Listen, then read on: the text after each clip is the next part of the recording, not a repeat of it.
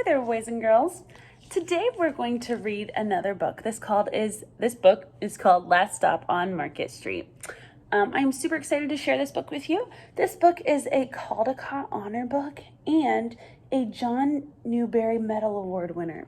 That means that really important people thought this book was really, really good. So I'm so super excited to share it with you. Let's get started.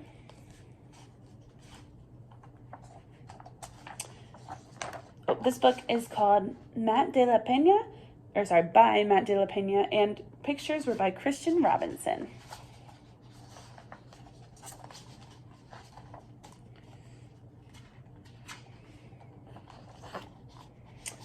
CJ pushed to the church doors, skipped down the steps. The outside air smelled like freedom, but it also smelled like rain, which freckled CJ's shirt and dripped down his nose.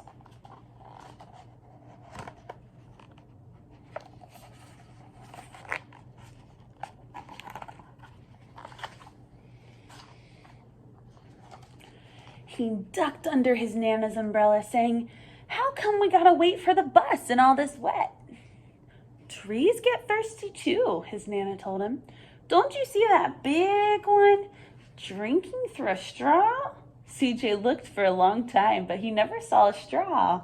Look at this page and tell me, what do you think could be a straw? Think about this, something long and skinny. Oh, do you think the leaves are drinking from the straw and the water that's going down there? Interesting. From the bus stop, he watched water pool on flower petals, watched rain patter against the windshield of a nearby car. His friend Colby climbed in, gave CJ a wave, and drove off with his dad. "Nana, how come we don't got a car?"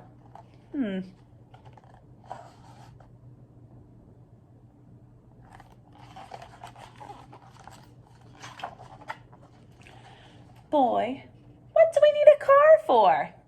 We got a bus that breathes fire, and old Mr. Dennis, who always has a trick for you." The bus creaked to a stop in front of them. It sighed and sagged as the doors swung open.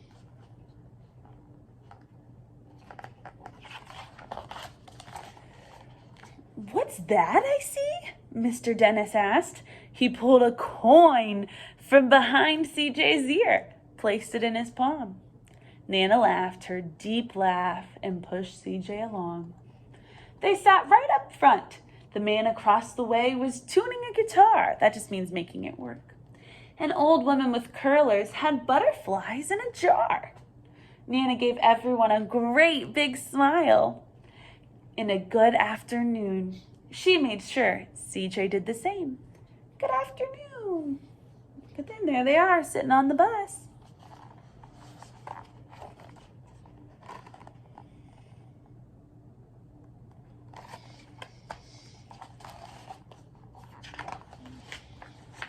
The bus lurched forward and stopped. Lurched forward and stopped. Nana hummed as she knit. "How come we always gotta go here after church?" CJ said. "Miguel and Colby never have to go anywhere." "I feel sorry for those boys," she told him. "They'll never get a chance to meet Bobo or the sunglass man. And I hear Trixie got herself a brand new hat." CJ stared out the window, feeling sorry for himself. He watched cars zip by on the other side, watched a group of boys hop curbs on bikes. How do you think he's feeling right now? Show me with your face. Do you think he wants to be on the bus right now? I don't either. But let's just see what happens. A man climbed aboard with a spotted dog. CJ gave up his seat. "How come that man can't see?" "Boy, what do you know about seeing?" Nana told him. "Some people watch the world with their ears." So she's saying that sometimes you don't even need to use your eyes to see because you have your ears and you can hear what's going on around you.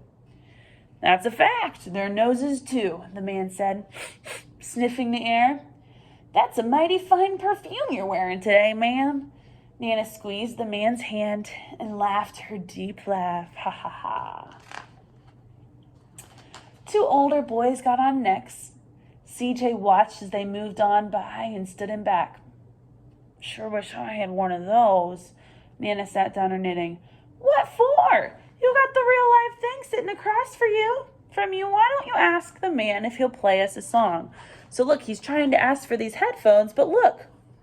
What does this guy have on this bus? CJ didn't have to.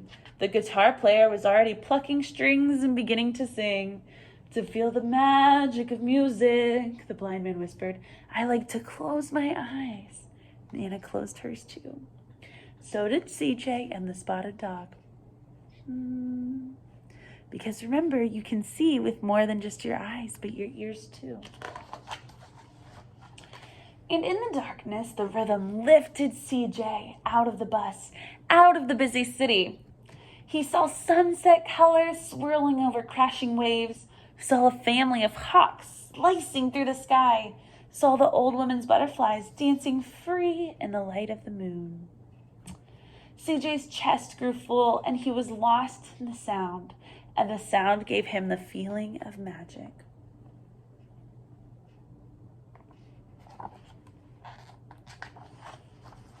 The song ended and CJ opened his eyes. Everyone on the bus clapped. Even the boys in the back, remember they were the ones that had headphones. Nana glanced at the coin in CJ's palm.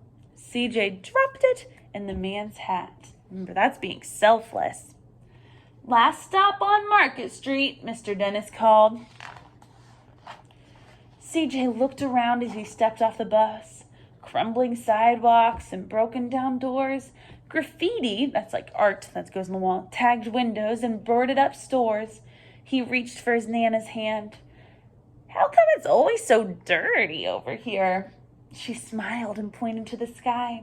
Sometimes when you're surrounded by dirt, CJ, you're a better witness for what is beautiful. A witness means someone who sees a lot of things.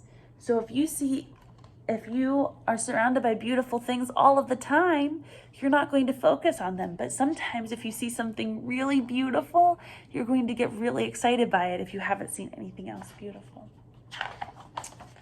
CJ saw the perfect rainbow arching over their soup kitchen. He wondered how his Nana always found beautiful where he never even thought to look. Did you see that? Look, she noticed that up in the sky. He looked all around them again at the bus rounding the corner out of sight, and the broken street lamps still lit up bright, and the stray cat shadows moving across the wall. Do you think those things are beautiful too? I do too, exactly. When he spotted their familiar faces in the window, he said, I'm glad that we came. So look. He's saying goodbye to all of the beautiful people that he knows.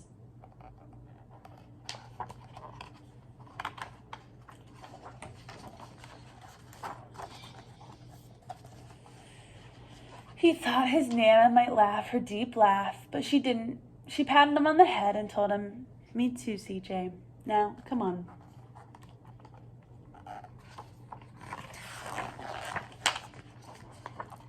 The end. Boys and girls, I want you to take a moment and think. Put your thinking caps on and think in your brain. What was the main idea of the story? What was the story mostly about? You tell me.